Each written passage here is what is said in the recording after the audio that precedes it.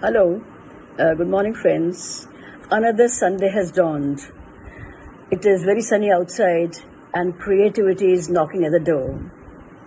There are no Sundays for creativity, no rest days for creativity.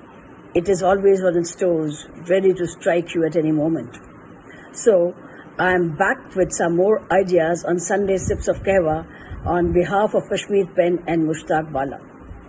But honestly speaking, I was in no mood to come today, but because of the immense tragedy in Pahalgam, it has given me sleepless nights. I keep wondering, why so much hatred? Why so much hatred when love can solve all the problems of the world? My heart is with the victims, and I also salute those brave hearts from Kashmir who lost their lives trying to save the victims. I'm stunned, I'm speechless, I have lost my words. But anyway, I am here, and just yesterday night, a young boy called me in a very diffident voice. Madam, I have written something. I want to show it to you, but I am afraid. Afraid? Of what are you afraid? I asked him. Of you, he stuttered. I almost burst out laughing because no one has ever been afraid of me. Why? Why are you afraid of me? That you might say, itna bhi nahi aata. Well, I told him, if you are passionate about learning something, you have to bid goodbye to all fears and be passionate about your aim. I continue to be passionate about my aim, and I'm still learning. How can I scold you? I'm also just a learner. And I'm sure that boy is listening because I had told him that I would refer to him, and he had said that he would be there. So what I believe is, it is very important to have a passion and total commitment to pursue one's creative endeavors. There are many youngsters I know who are very, they want to write, but they are afraid of failure. They are afraid of failure. When I was a school-going kid, I knew that I had a flair for writing, both in Hindi and English. But when it was a question of showing my creative endeavors to my dad, I was afraid he would point out mistakes, which he of course did for my own betterment. He was always encouraging me to hone my writing skills and enhance my vocabulary. So one should always be ready to take writing challenges, caring two hoots for the fear of failure. You cannot dream away the inevitability of failure, just learn to tackle them. I believe that failure is a part of the creativity and innovation process. One should be ready to take risks, come what may. Let me give a few examples. It was J.K. Rowling who said, "It is impossible to live without failing at something unless you live so cautiously that you might as well not have lived at all, in which case you fail by default." So rightly said.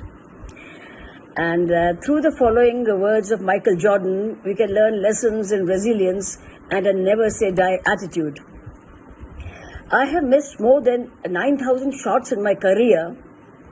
I have lost almost 300 games, 26 times. I have been trusted to take the game, winning shots and missed. I have failed over and over and over again in my life, and that is why I succeed. So this is very important. You have to take risks, and you have not to be, why should you be afraid of anything? Because it's your passion. Writing is your passion. And for that, in order to be a good writer, you need to read. I started reading passionately when I was in the 10th standard, and the first book that I read was David Copperfield by Charles Dickens.